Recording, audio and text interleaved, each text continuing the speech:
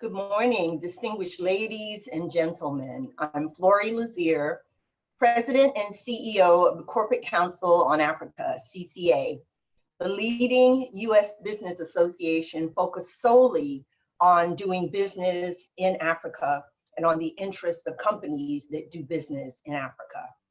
I want to personally thank you for taking the time to join us today as we kick off our three-part Africa Finance Forum webinar series entitled Blended Finance, Catalyst of Africa's Post-COVID-19 Economic Recovery. I invite you to join us every Tuesday for the next 3 weeks at 10 a.m. Eastern Standard Time here in the US. So if the last 10 weeks or so have taught us anything, it's that government and the private sector must find new and better ways to do more with fewer resources. The Africa Finance Forum will endeavor to highlight the strategic role of blended finance in post-COVID-19 Africa.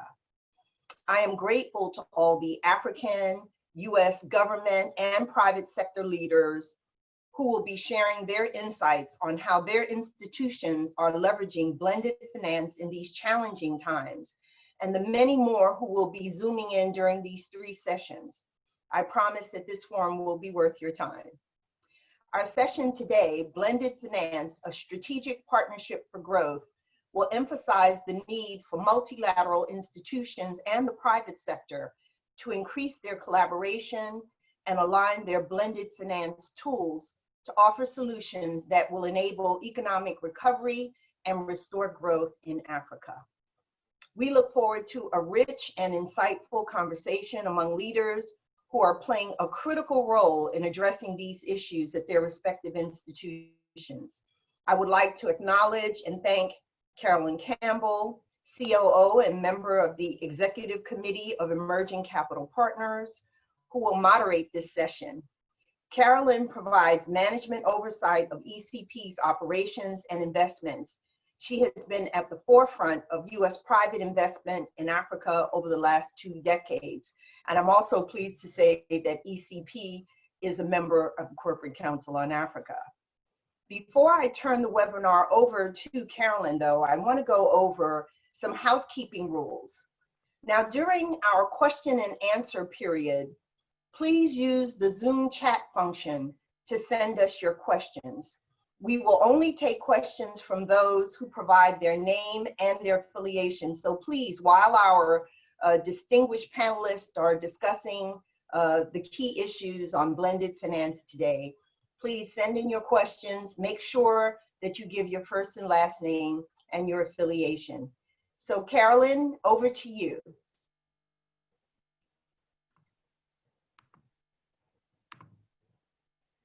Thank you so much, Flory, and good morning, good afternoon, and good evening to all of our guests on this webinar.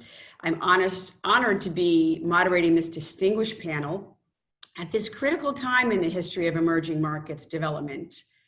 As Flory was saying, my own firm, Emerging Capital Partners, has been investing in Africa since 2000, raising over $3.2 billion for investment, which we've made into 60 investments across 49 African countries.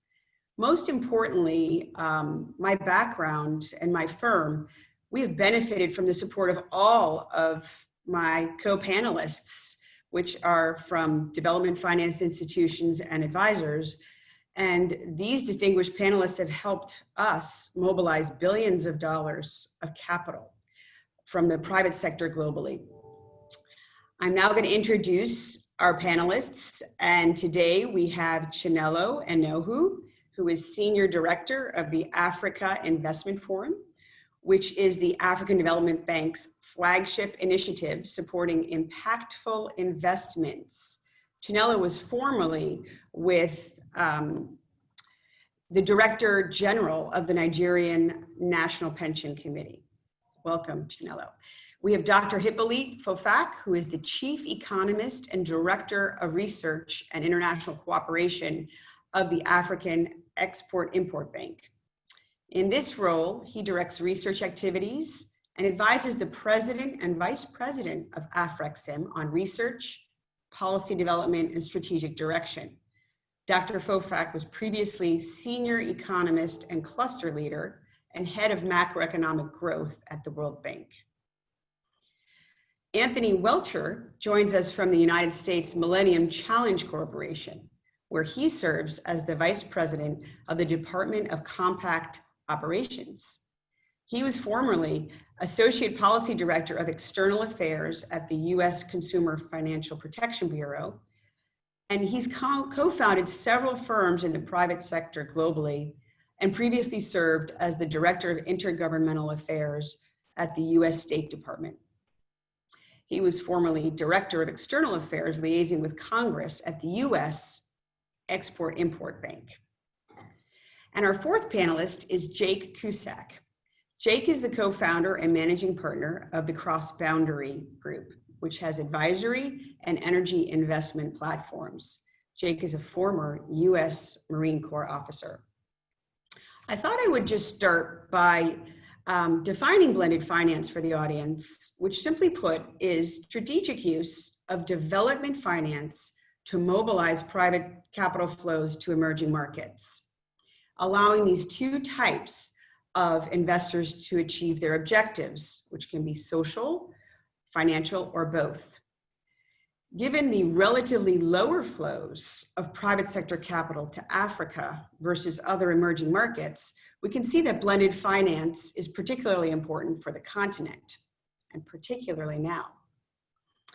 So I'm now going to turn to my first question, which I'm going to start by addressing to Dr. Fofak. And then I'm going to ask Anthony to follow up with his views. Dr. Fofak, has the role of blended finance changed in the context of the COVID pandemic? And if so, how? Thank you very much, Madam Chair. I think the question is so timely. And before I get to the question, I'd like to once again thank the Corporate Council on Africa on the leadership of President Lisa for associating the African Export-Import Bank to this important event on blended financing. And the question is very apt, very critical. In my view, if there is one continent in the world where blended finance is actually critical, was critical, and it's even more so now, it has to be Africa. In fact, perhaps one will say, if there was no such a thing as blended financing, those who created it will have said, those who created it will have been those who actually work on Africa and are facing the challenges, deploying resources in the continent on a daily basis. I stress this in part because when you look at Africa, whether it is the market failure issue, the Lucas paradox, where the capital is flowing up north instead of concentrating within the continent where it needs, or in the financing gap, these three so-called are significant when you look at Africa. If we take the financing gap alone, whether it is infrastructure or trade, it's more than $200 billion per annum within the continent. And if you take the issue of access to financing, moving away from trade infrastructure financing gap, access to financing and scarcity, it has been a major constraint within the continent, even before COVID-19. If you take the cost, when you can access financing, the cost is prohibitively high, in part because of the highly inflated perceptions, which has given rise to significant increase in the risk premium. If you look at these three factors, the financing gap, the cost and scarcity, they've been magnified by COVID-19. If you just look at the financing gap, and it's been estimated that it's actually increased by more than 100 billion, 110 billion estimated by the IMF as a result of COVID-19. There's been a concerted effort to narrow that gap, but we still have more than $44 billion not met for by the major DFI. So essentially, whether you look at it from a financing gap standpoint, from a scarcity or risk premium or cost of fund, they've been magnified by COVID-19. Naturally, the role of blended financing, which essentially bring together concessional, private, but also commercial into the same mix to support development will become even more important, not only to close the financing gap that I just mentioned, but also as an incentive to shift the allocation of capital from traditional sector toward those which in the past have been somehow neglected. And it's fair to say that for the past few decades, the emphasis has been on infrastructure, but not all infrastructure, the hard and physical infrastructure, and less so on the soft infrastructure, which is health, education, and COVID-19 has actually revealed the need to actually invest in the soft infrastructure, the health and social sector. It is very, very, very important aspect of what actually emerged from this crisis. Naturally, blended financing will also help in reducing this premium, which has increased significantly, raising the cost of funds and making affordability a real challenge. We've seen that working with a number of institutions, been able to draw on that to leverage support and more resources into the sector. So I think these are some of the key aspects which, in my view, have emerged recently. And if you take the financing gap, the scarcity, and the cost, they've all increased as a result of the COVID-19. And we've also seen a shift in critical sector in need of support as a result of this crisis. Let me stop here for now. Thank you, Dr. Fofak. And Anthony, we would love to hear your views on the subject. Great, thank you for assembling this series, and thank you for inviting the Millennium Challenge Corporation and myself to participate this morning or this afternoon, depending on where you are in the world today. So I'll start off a little bit in taking from the doctor's comments. So I think first off, I don't think blended finance has really changed much in the context of COVID.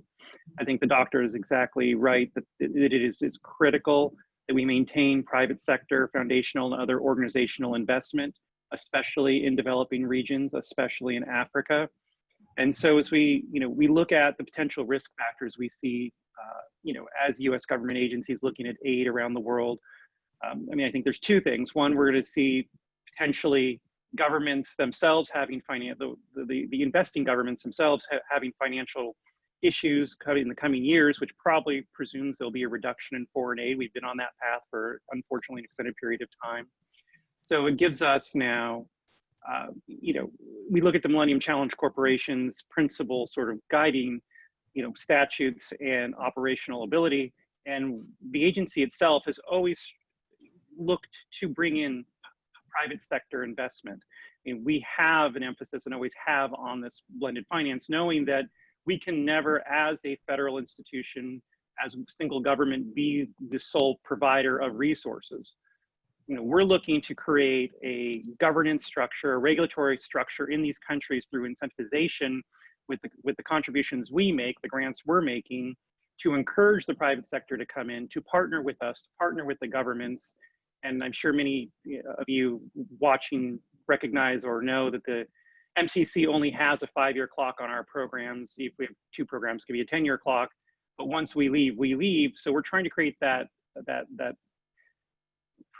provision to allow the private sector to feel comfortable in the projects that they're doing, and then to continue to expand their development.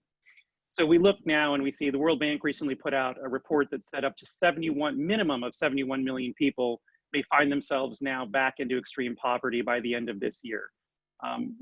As shutdowns or this virus continues to spread on a global scale in many of these developing countries, unfortunately in some places unabated, those numbers could be much higher. And so the decades of work that we've conducted to get to where we are, where fewer and fewer people are living in extreme poverty, may be set back. And so it's really critical that not just MCC and other DFIs, all governments that are supporting this type of development are pushing to encourage and create that governance structure for private investment in these countries. So I just, it is more critical than ever, just as the doctor said, to do this. It is soft infrastructure, and it's providing the key resources to people, not just health and education, but also making sure that they still have clean water, that they still have access to electricity and the basic necessities so that they can have the economic development, and reach that prosperity they need to continue the evolution to a better life economically. Thank you. Thanks, Anthony. I am next going to turn to Chinello and ask her, Chinello, how do you see the Africa Investment Forum serving as a catalyst to blended finance during this era? Oh, let me unmute you. You are on mute. Thank you very much, Caroline. And thank you to Flory for organizing this. I must commend the CCA. They've been at the forefront of this whole virtual convergence of ideas. And as you mentioned earlier, the Africa Investment Forum is a strategic initiative of the African Development Bank with the sole aim of raising capital, accelerating deals, and ensuring that deals actually come to financial close quicker rather than later. And with this, we have our founding partners. I'm happy to see Dr. Fofak, because AfriExim is one of our founding partners, and a host of other things. And the good thing is that the Africa Investment Forum has actually been leading a lot of their work based on blended finance. In fact, in the inaugural boardroom, we had a boardroom totally tailored to blended finance. And for those who are not familiar with the Africa Investment Forum, it is a purely transactional platform where deals are brought to the table, discussed, capital raised, and then sort of a matchmaking venture for both the project sponsors and investors. And these investors go across, which is the heart of the blended finance, concessionary finance. They go across the DFIs, they go across private investors, they go across to philanthropy. And the aim is to ensure that these deals actually happen. Because when you see a lot of the concessional financing, it does take some time. It does have to tick a lot of boxes, and in doing that, you find out that speed and actual impact sort of gets sacrificed sometimes. So the African Investment Forum, in catalyzing blended finance, tries to speed it up a little bit, while also providing the guarantees that are requested, and also ensuring that investors are matched to the products, to the projects that satisfy their own personal pursuit.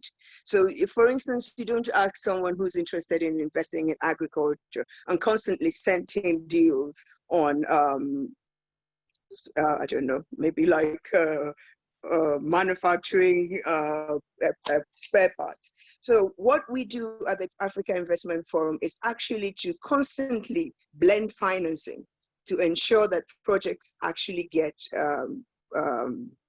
done, and the developmental impact that is a sort of a pillar for blended finance is what we do. Make sure that these things actually are transformative on the continent.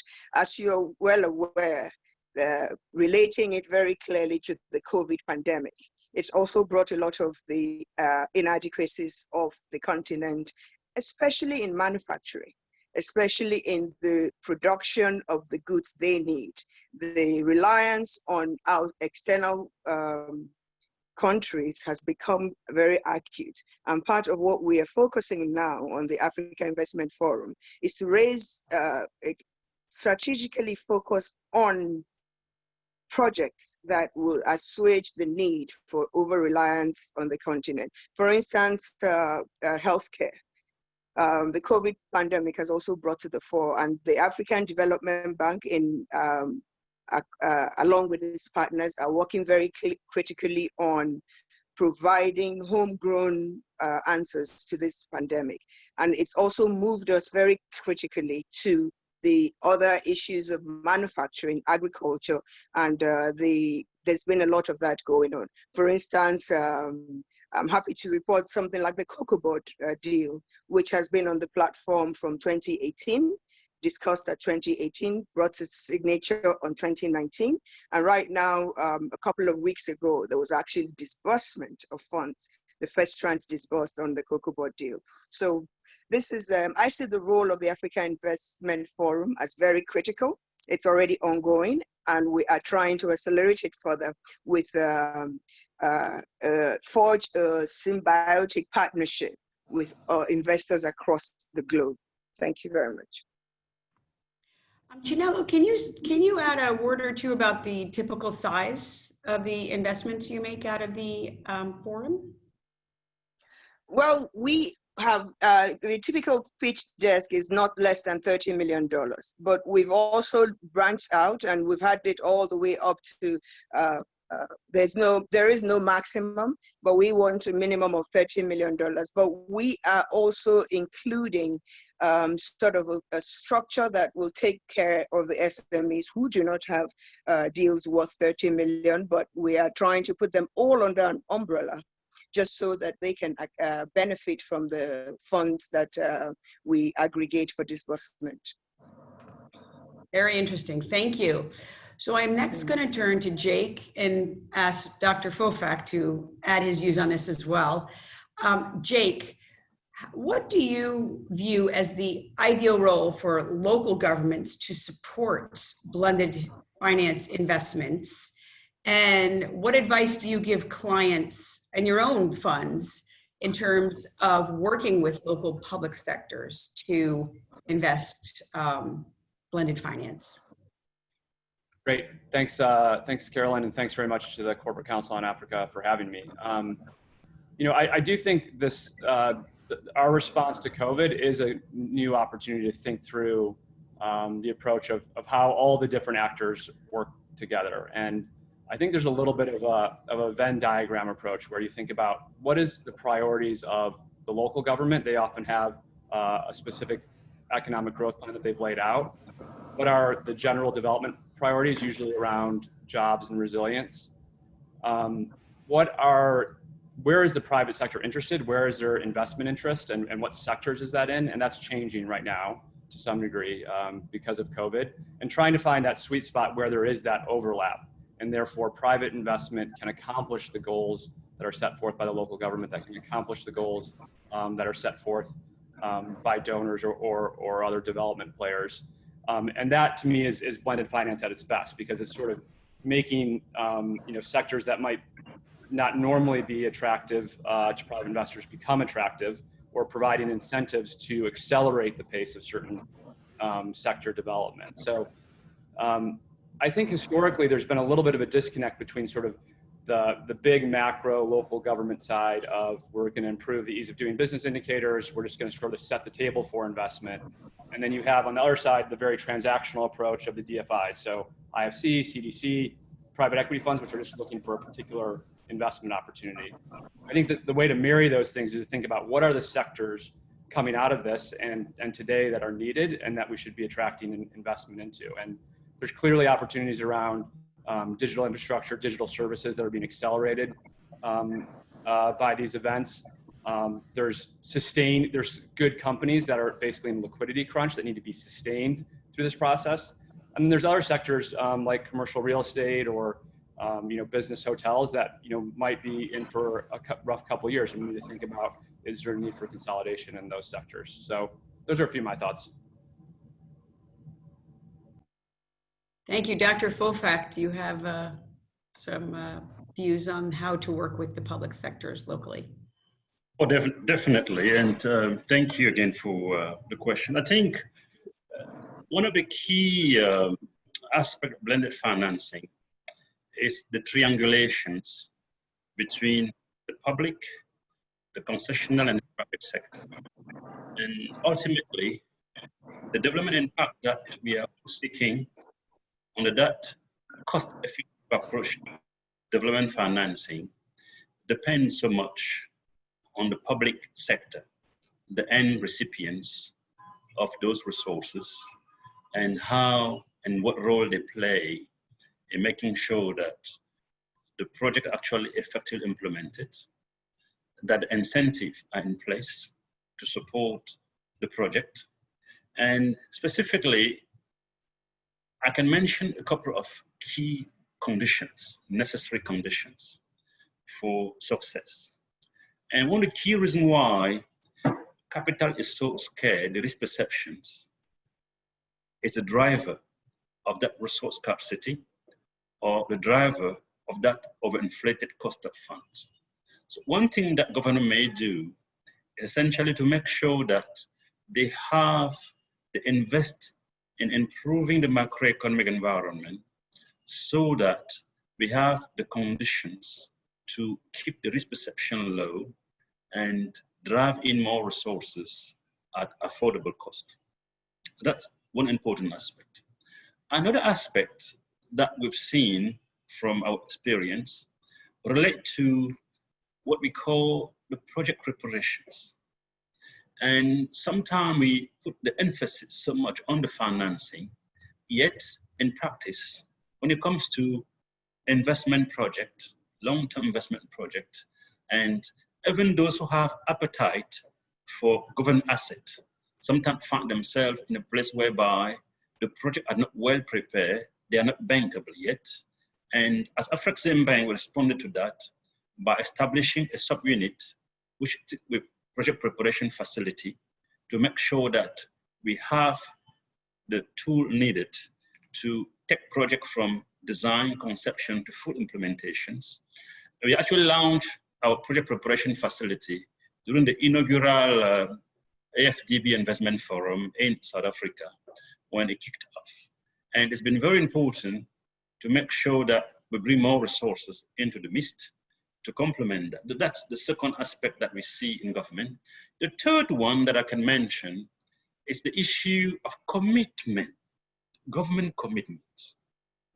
I'll just give one example. And Chinelo mentioned earlier the issue of manufacturing.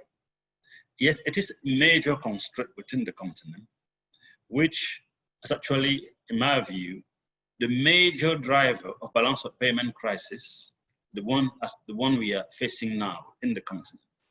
But to address that, we may not have the right infrastructure in terms of power, but we can actually circumvent the power constraint, social constraint, by building enclave, special economic zone, industrial park to boost manufacturing output under that constraint. We have cases whereby few countries have approached us to deliver on that. And some have not done the due diligence, what is necessary to take this forward. Some which came much later to the bank to ask for support, actually at the development stage already. So there is the issue of commitment, so that when you have that triangulations between the private sector, the concessioner, and the government, maybe even the philanthropists on the concessioner side, the will are aligned in such a way that there's no delay, and especially delay shouldn't come from government. We have to make sure that we have that push, there is a congruence, so that they all move together in the same directions. Thank you. Thank you. And I'm going to diverge a little from my format. And Anthony, I'm going to call on you. In my own firm's experience, bringing in local investment and local pension fund money has really been helpful, because they have a local perspective, they have connections to the government, and they can help inform an investment or a compact. And I remember on your advisory council that when we were looking at compacts that the MCC was considering, you often evoked the nature of involvement of local pensions and local investment. And I wondered if you could say a few words about that as perhaps a helpful aspect to implementing blended finance. I think the MCC model is country-led ownership. It's why we set up our sub-corporations, typically called MCAs, in each of the countries we're operating in. You know, we're looking to leave behind a legacy. We want to engage former government officials, corporate leaders, community activists. We bring them in to run the programs functionally so that when our clock expires, the skills weren't just contracted out to a third-party country and they walk away, and the individuals in the country are left to manage or oversee the projects that were developed or built by somebody else.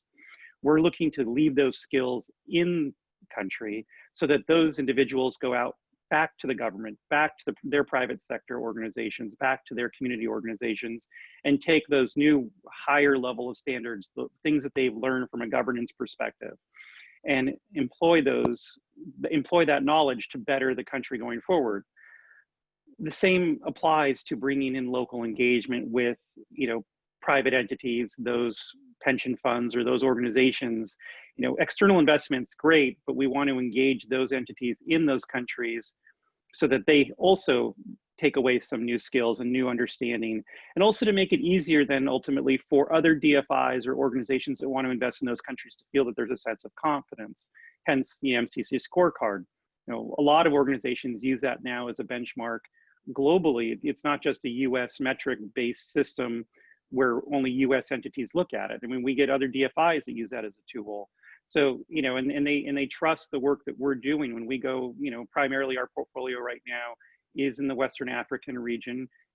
We have huge success stories, especially out of places like Cote d'Ivoire, and investment is now following that. And we're seeing a lot of offshoot private-public partnerships coming from the work we're doing there. In the last year, we've had several private companies come to us and come to the Ivorian government to look and figure out how can they take some of the infrastructure work we're doing in Abidjan and then do new projects sort of off those, not directly part of our compact, but as ultimately they wouldn't have happened without the compact, and they wouldn't have the confidence, and then they're partnering with those local companies that have been working with us in order to achieve that end. Interesting. Okay, now we're going to ask a question in a slightly different format. We've heard some themes for sectoral priorities, and I'm going to ask each of you, we'll go down the list. You get to name 2 sectors that you think should have a sort of priority focus during the pandemic era, that should receive a focus from blended finance. And I'll start with Chinello, then we'll go to Jake, Dr. Fofak, and then Anthony. Chinello, 2. Oh, let me unmute you. You are muted. There. Yeah. You said 2. Could I do 3? Because for the continent, Sure. I think health is priority, and agriculture, but manufacturing as well. Those 3. And for health and agriculture, which I think is priority, you have to have manufacturing in those sectors as well. Because when you talk about health, the thing that most people talk about immediately is, you build hospitals, but I also extend it to actual manufacture of pharmaceutical products on the continent. We have a continent that's exceedingly rich in mineral resources, in herbal remedies, in natural remedies. And a lot of the things we find on the continent grow without intervention. So I'm looking forward to a situation where the COVID pandemic would have attuned everyone to the need to look inwards and raise industries that before now did not exist. And that also applies to agriculture, where again, we have a lot of the crops that grow without intervention. Now, how do we harness those crops? How do we turn them into finished products? How do we then focus on feeding the continent inwardly without overly reliance on exports? So those are my key, and of course, I don't want to, the technology that runs through all of that. Thank you. Thanks, Jake. Sure. I think first fintech. I think fintech was already a really interesting sector in Africa before the pandemic, and the trends that make it attractive are only accelerated now, and so that's a great opportunity. I think again, a sector that was already a huge area of need in terms of electrification. 600 million people without electricity, a number of health clinics without electricity, ways to invest so that those people and those sort of public good type institutions are electrified in a clean and sustainable way, I think is critical. Dr. Fofak.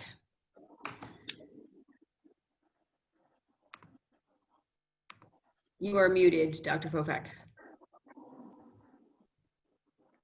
As I could see from my FDB colleague that she had a dilemma because the demand and the need are so huge. And I think if I go back to Abraham Lincoln, and the best way to predict our future is to create it.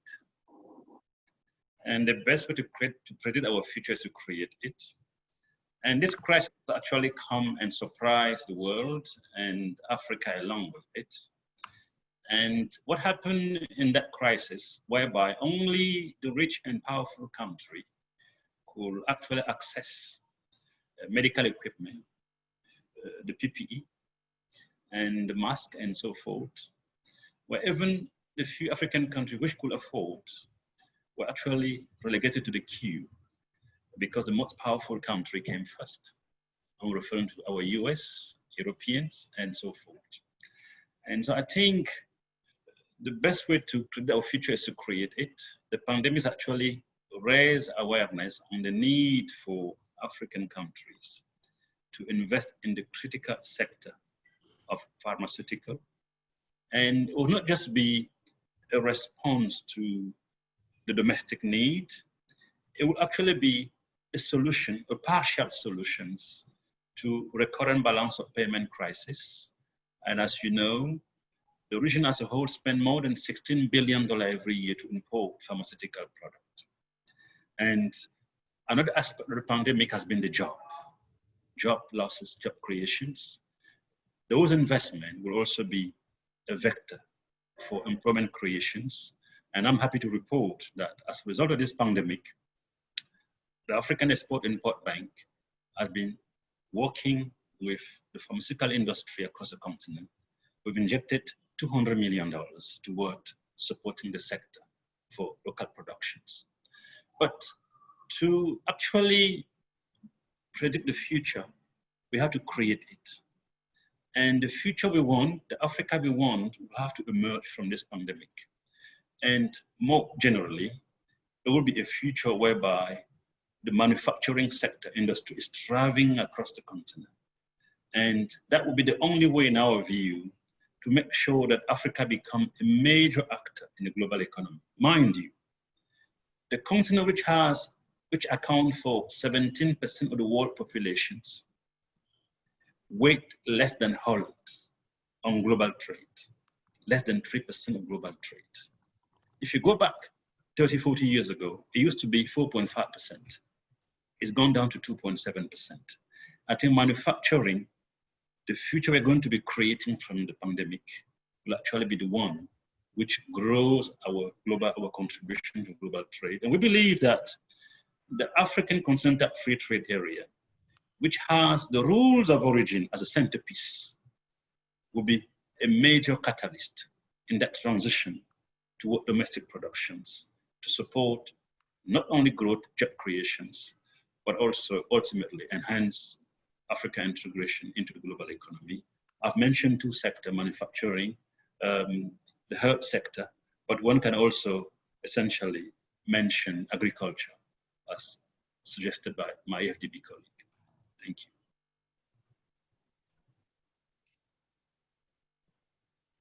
you. Anthony, last but definitely not. Thank you. I think, it's a developmental aid agency that, we strive to reduce poverty through economic growth. So I'm going to look at it similarly, but a little bit differently. Like, it is key that the basics aren't forgotten, like agriculture, like healthcare, of course, but you have the core things that can't be left behind, which are really water and sanitation, and then access to energy as well. And I know this is more than two, but to get into the third is really sustainable education for these countries, the technical schools, et cetera, so that individuals continue to improve their quality of life. It's easy in many countries. You have, the upper middle class are or the upper class, which is a small percentage that control the vast percentage of wealth, and they always, of course, have access to those things. It's critical that the 50, 60, 70, 80, 90, 95% that do have that access so that they continue to raise themselves, from poverty. So we can't all of a sudden look at the shortage of capital and then negate the continued investments or then the degradation of those investments, such as in the energy sector over the next decade, because it will set the continent or certain countries behind years, if not decades, and we can't afford to allow that happen after the incredible progress of the last 20, 25 years. I think I'm muted. Let me see. Yeah. So I'm going to ask another 2 questions before we turn to the audience questions. And this one, again, will go all the way down the panel. And Anthony, don't mute because I'll start with you this time. So I thought it'd be interesting for each of you to share with the audience an example that's particularly instructive that should be borne in mind going into the coming months of an investment or an approach that was followed by your institution that you'd like to share. So Anthony, I'll start with you. That's good. So from a blended finance perspective, creating a framework that has really demonstration of success, and I actually have this written down, so I'm going to read it a little bit, and I apologize for sounding a little programmed here, but it comes from our first Malawi compact, which concluded in September of 2018, where the US DFC has now funded a solar project. But that project would not have occurred had they not been able to leverage MCC's investments as an organization in our transmission and distribution infrastructure, as well as creating a regulatory environment for the utility and creating a framework for how IPPs could engage. And so we were able to use our relationship with the Public-Private Infrastructure Advisory Facility in Malawi to provide grants to the electricity supply company of Malawi to develop a greater national power and transmission distribution system.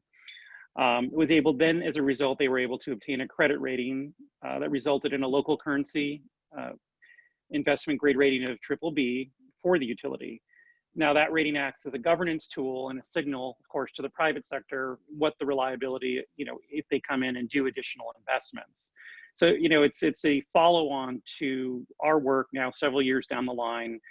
The DFCs come in, they're doing their additional investments, and there's other organizations now following and looking to do additional investing.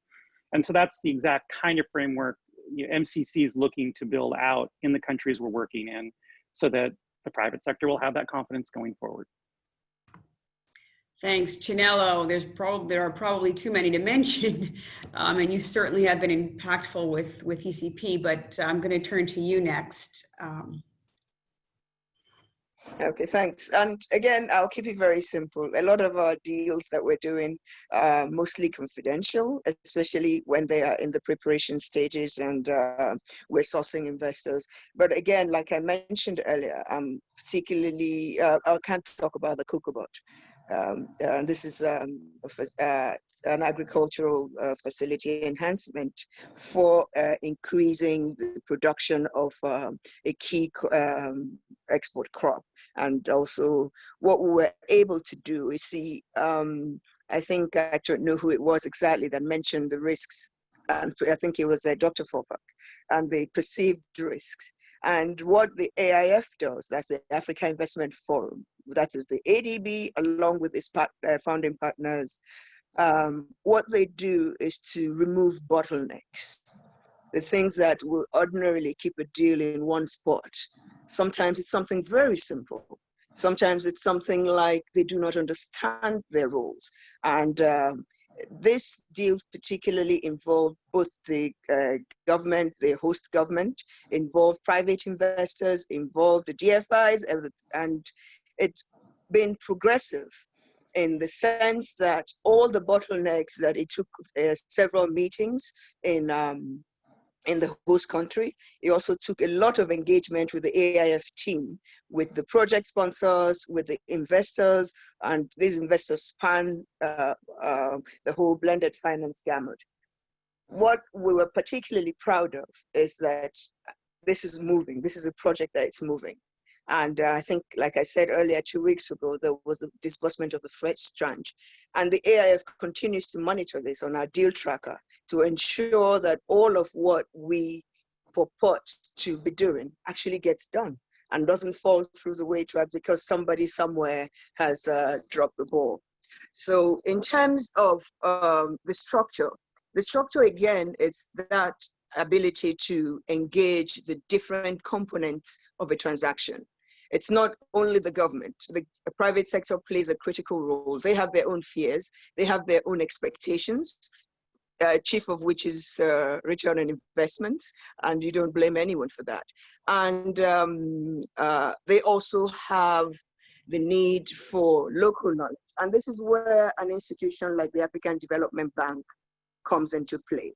Because across the 54 countries on the continent, they are very, very resourceful in terms of local knowledge, and they have offices across the globe. And these are what the investors we find are looking for. Who do I rely on to give me a true picture of what is going on and not what is reported as data, whether inflated by those who are trying to look good or underflated by those who are panicking due to risks that don't really exist because they don't understand the landscape. So this is I use that because I can use it. It's in the public domain now, but that sort of shows us what the Africa Investment Forum does: pull people together, raise financing, remove bottlenecks, and accelerate deals to financial closure. Thank you. Great, and Dr. Fofak, I could almost give one for you because Afreximbank was the key to unlocking a huge amount of private investment in one of our deals in Nigeria that then allowed us to IPO. But this is not my role, so I'm going to turn to you and ask you for your example, if you would care to share. Thank you very much, Chair. I think it is fair to, first of all, stress that Afreximbank has been in the business of drawing on its convening power to leverage foreign capital into the continent for decades now. We've done that quite successfully. If we turn to the pandemic as we speak, we launched our PATIMFA, the Pandemic Trade Impact Mitigation Facility, in March with $3 billion net. We've been able, as a result of those $3 billion, to leverage $15 billion in needs of financing in 10 countries. So they've come to us asking for us to finance more than $50 billion project. We've been able to draw on that level of convening power, leveraging to leverage more resources globally to support implementations and going beyond the initial $3 billion. One interesting project, which is actually in the making, has been one US philanthropist entity, corporate entity who had the foundations, coming to us and said, how can we help in the space of health, in the space of hospital, and agricultural input? They've actually been ready to commit a couple of tens of millions of dollars as a grant, which will enable us to actually deliver in those countries at much lower cost of funds. And this is going on as we speak. But the best project that one can think of, there are several that we've actually been involved directly into, working with ECA. They've been very supportive, not only in financing, important, bringing the cost of fund down, but also allowing us to be more creative in shifting resources toward new sector, strategic sector. One of the most important one has been what we've done in the space of clean energy in North Africa, working with one of the major critical partner, ECA, in that regard. We've also been very pleased to draw on ECA in Asia, I can mention Japan in this particular case, they've come on board recently to work with us in supporting the growth of manufacturing industry to transform African export and trade. So it's been very active. So I think these are three key examples. One in the social sector, as we speak, through link with philanthropic entity, and then the ECA in the space of manufacturing, but also clean energy. And I would like to stress that we did mention agriculture, health, pharmaceutical, but it's very important to stress the importance of infrastructure financing in the continent. It's been a major constraint to economic growth and transformations. But the power, the road and so forth are one dimensions, but to stress the point made by my colleague from MCA, it is very important to also finance the skills development. I think the skills gaps has been a key constraint, not only to infrastructure development, but also to growth and manufacturing industry across the continent. Thank you. Hey, Jake, over to you for your insight. Sure, thank you. And I, really just to build on a lot of the points that were already made, and perhaps particularly Chinelo, in terms of the importance of lowering transaction costs and reducing information asymmetries between investors and the projects and the opportunities. I think a lot of times, hundreds of millions of dollars of new capital available or commitments that are available, or the interest of new philanthropic organizations or investors is announced, but then there's a struggle getting that capital that's available in the hypothetical to the actual opportunities that are on the ground, and building the awareness of those opportunities, the sort of matchmaking type services that the Africa Investment Forum can provide. I think project preparation was mentioned earlier. Often there's $100 million of investment available to make the investment, but there's not the $1 million available to prepare that investment and make it investment ready in terms of legal, financial, commercial due diligence, and all the necessary structuring aspects. So one just quick example to highlight is in Mali, we partnered with USAID to do something called the Mali Investment Facilitation Platform, where basically by working with USAID, we were able to provide the types of private advisory services that we offer in usually more developed markets or less risky markets to companies and investors that were interested in Mali. And we're successful in unlocking about $50 million of capital into almost a dozen different types of investments. And all of that capital was already there. The barrier was having the on-the-ground knowledge and expertise to structure and prepare the transactions and then connect them to the interested investors.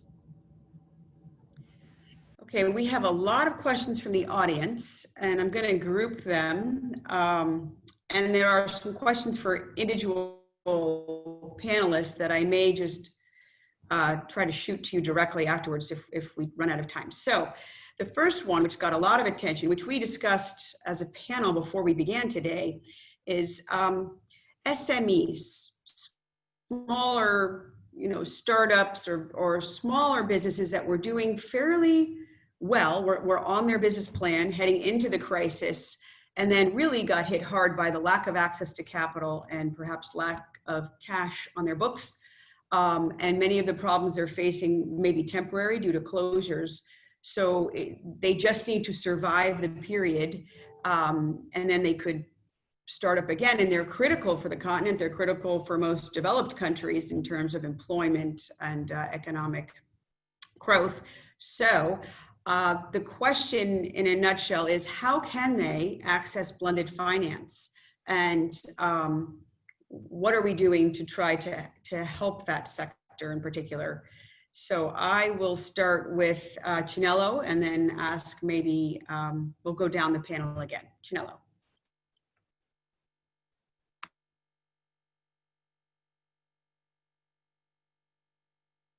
Thanks very much, Caroline. And I'm glad that this question came first, so that at least we'll address it before we lose time. Because everywhere the SMEs are very important, but they are also more important in development countries because these are the small, medium entrepreneurs and those who need all the assistance they can get. And the AFDB in general has been very supportive of the SME, and even on the African Investment Forum, this is something we have critically nurtured, because we find that a lot of their problems are not a dearth of ideas. It's a dearth of packaging.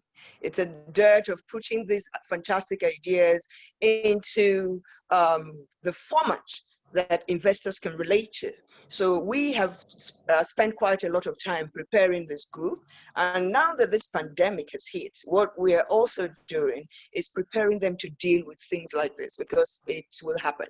And what we are doing is working on a fund that they can access, and first and foremost for project preparation, secondly for also ability to survive the circumstances that a global pandemic such as COVID brings.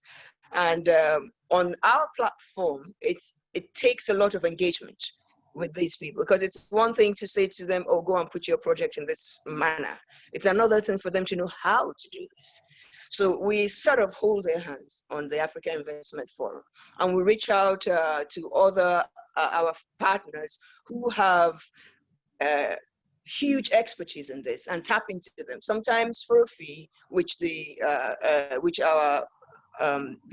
facilities bear, and then sometimes not for free. I mean, not for profit, where you have the facilities that have already been set up so that the SMEs can access it. And sometimes what you find that there are things existing already, but it is not being disbursed because people don't understand how to access it. So I think a lot of the focus that the Africa Investment Forum is having now, it's a lot more intimate engagement with the founders of these SMEs, so that we can explain to them in great detail, sort of educate on what is available and how they can access it, and how one simple tweaking of their entire setup can make them eligible for funds which ordinarily may not have been available to them, because people come very quickly looking at funding, but there are different funds that apply to different SMEs, and that's the work we're doing now, and is yielding a lot of success. Thank you very much. Jake, I'm going to shoot this over to you because you work with a lot of different companies. Yeah, and I think I would really reinforce the point that's just made, which is that the companies that most need the capital and need it the most urgently are the least prepared to access it and navigate the process of accessing it, typically. I mean, you can even think about in the US, the Paycheck Protection Program that was put in place.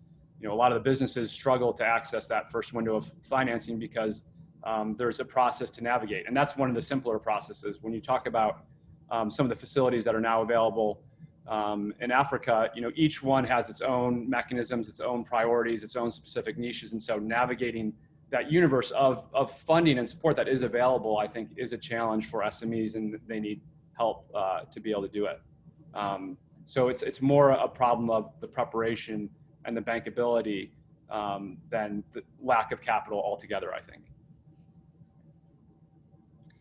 I think I'm going to turn to another question from the audience, which is about African policy and the policy environment to support blended finance. And Anthony and Dr. Fofak, I think you'd both be well placed to give us some insight into how that space is reacting during the crisis and how your institutions are working with local policymakers, and maybe share some of the inside the kimono work going on. Anthony?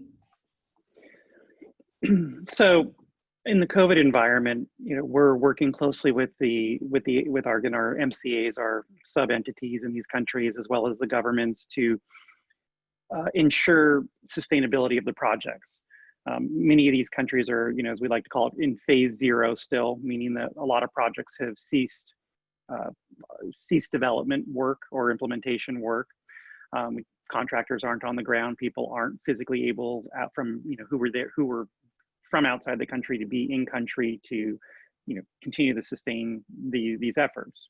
That said, because our dollars are tied to sort of the carrot, being dangled out there, and the assurance of governance reforms and all those things. So we're continuing the dialogues with these countries to make sure that there, is no inadvertent backtracking or slowing of the pace of those efforts, whether it's dealing with legislative changes for women in certain countries or economic empowerment for whichever group we're trying to achieve,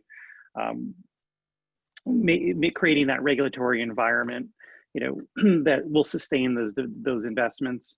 So we're not, as an organization, giving much leeway towards slowing that process. Right now, we have a 5-year clock. It is a possibility that Congress will give us an additional 1-year extension, again, statutorily driven due to COVID. So again, that would be a COVID-related relief for a lot of the projects. We don't know yet when that will happen. It could be, hopefully sooner rather than later. But it's, we are basically, though, assuming we have a clock to operate under, and we want to make sure these countries still maintain the commitments that they've made to support that future development investment, both from us as well as those private sector entities that we're trying to bring in or support, so it's sustainable, after the clock expires.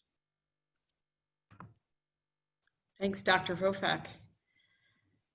You are muted. Thank you very much. I think it's important to, in fact, stress the need during this crisis to make sure that government remain in charge of what is required to move toward a quick recovery post-containment phases. And to do that, it's very important to support government to make sure that central bank continue to make payment following dues, and to make sure that they go through an orderly adjustment as a result of sudden stop in the commodity market and trade. And the pandemic trade impact mitigation facility, the PATIMFA that I mentioned earlier, was actually conceived in part to provide that type of support to government to make sure that they will continue to play their role as lender of last resort, to play their role as the main drivers working the private sector to create incentive for growth and investment to thrive. So that's one aspect of it. But another important aspect working with government to support blended financing is to make sure that they still have the capacity to provide the guarantees that some of the foreign investor will need to bring in the capital. In that regard, it becomes very important to make sure that as we provide short-term responses through the pandemic mitigations, we also create the conditions for trade and growth to resume so that they have enough resources to accompany the process. So I think we have to essentially strike the right balance between short-term emergency support, but also create the conditions to support for a growth and strong growth rebound post-containment phases. And that's specifically what Afreximbank has been doing with its member countries, drawing on the pandemic impact mitigation facility. Great, and we are getting a lot, thank you, Dr. Fofak. We are getting a lot of questions specific to East Africa. So I'm gonna throw that out to the panel. I'm gonna start with Jake. Jake, do you have anything to say in particular about blended finance in East Africa, either in relation to the growth of regional organizations that support it or the local financing community? Yeah, and maybe I'll try and pick up a couple of the questions that I just see scrolling through here as they relate as well. I think East Africa actually probably has one of the more developed, and particularly in Kenya, one of the more developed blended finance ecosystems. You see a lot of different players coming together there where there is a blend of philanthropic, public, and private capital. There was a question in the chat about the need for a platform where you can see these different opportunities. I think there are players, like was mentioned in the chat, like Isoko, that are providing that. Convergence also does something similar, but Africa Investment Forum, does these sort of things, but simply increasing the awareness of the opportunities that there are for blended finance is one key. And I want to link this to another question that was mentioned in the chat, which is decreasing foreign aid budgets, concern about, DFID's new merger, what this means. And I think it hopefully can still be okay in the sense that there's greatly increased interest from philanthropic and private actors in investing in ways that go beyond just the financial return. You're seeing particularly the next generation being more active in their personal investments and caring about whether that capital is having sustainable impacts. And I think the whole COVID crisis has really heightened people's awareness of the management of non-financial risks, the importance of sustainability. And there's a lot of capital that is out there. And if that capital can be matched with these opportunities in Africa, which can generate both financial returns, meet donor objectives, meet local government objectives, and deliver those, the sort of impact that the next generation is looking for, I think that's pretty exciting. Yeah, I would also add that, the local Kenyan pension fund market is one of the most robust on the continent and one of the most progressive and forward-thinking. So getting them to participate. The CAPFIG organization, which has been established, that sort of local consortium of pension funds, is, I think, on the leading edge, and that's really encouraging as well. Yep. Anyone else want to discuss East Africa in particular? Chinelo, are you raising your hand there? No. Dr. Fofak, Anthony? In fact, when you look at the growth forecast for the region as a whole today, and it seems that East Africa in particular will actually be more resilient compared to other regions in this COVID environment, in part because, and next to Southern Africa, East Africa is one of those regions whereby intra-regional trade has been relatively high compared to, let's say, Central, West, or North Africa. So the conditions for a quick recovery are already there. And given the way within the East African community has been structured in terms of creating the conditions for trade facilitations, creating the conditions for economies of scale to materialize, and we've seen a growing number of what I call patient capital entering that sub-regions. So I think there is a very dynamic changing regulatory reform, including in the space of digital payment and system, which actually set the conditions for a robust recovery post-containment phases. So it's a region we are actually looking at closely. It's non-resource intensive, but with very strong growth prospect. In fact, look at a country like Rwanda, for instance. It's been one of the fastest growing economy in the regions for the last 5 years. Now Tanzania has entered the stream. I think more countries will follow as a result of this remarkable reform. Chinelo, did you just nod your head again or no? No. This is the challenge of a webinar. So if there are no, I nodded in agreement with Dr. Fofak on what is going on, especially with Kenya. And even as we're working now in terms of health interventions, we know that there's some vaccines going on. We also know that in the area of mobile health, not just mobile payments, mobile health, we know a couple of indigenous companies who are already seeking to actively participate in the East African market, and we are speaking to them as right now and seeing how we can facilitate that spread very quickly. So that was what I was nodding for. Great. I think that leaves us with just under a minute. Oh yes, Dr. Fofak. And I also wanted to stress that during this difficult time, for going back to your point on SMEs, and the key issue has been to make sure that avoidable bankruptcy are avoided. And through our loan quality committee set up as part of crisis management, been working with African SMEs and corporations to make sure that those which are very sound, robust, with growth prospect are supported through this crisis. Thank you. Great. So that does wrap up the session today. And I think it would be super interesting for us all to come together in 4 months, say, or 6 months, and see how all the predictions went and how blended finance has continued to blossom in coming months. So I guess I will thank everybody. And we do have a lot of questions that we didn't get to answer there on specific sectors or for specific panelists that we will be sure are passed on to everybody. At this point, I'm going to say thank you to the audience, to these very informative and insightful panelists that I am honored to have spent time with today. And thanks to CCA for hosting another wonderful webinar. Thank you, everybody. Thank you. Thanks, everyone.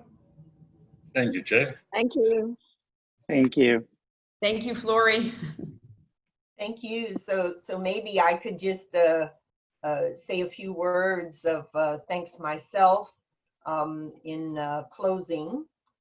First of all, you know, CCA is always pleased to be able to use our platform to convene and use our convening power to bring folks together on important issues. And I've been fascinated by today's discussion of blended finance for a variety of reasons. I've had the pleasure of sitting on the advisory committee at MCC, the one on Africa, and was sort of sitting there as the concept for a new blended finance tool of MCC was being developed over the last year, and they worked really hard on that. Also have had the pleasure of working with businesses like ECP and Cross Boundary that are doing, you know, fantastic work in terms of crowding in investment on the continent. And so pleased that both of you are part of CCA and bring your knowledge, Jakes, and your knowledge, Carolyn, to this. And then have also really had the pleasure of working with Afrexim Bank. We've hosted President Arama on various occasions. I've been to Egypt to make presentations there.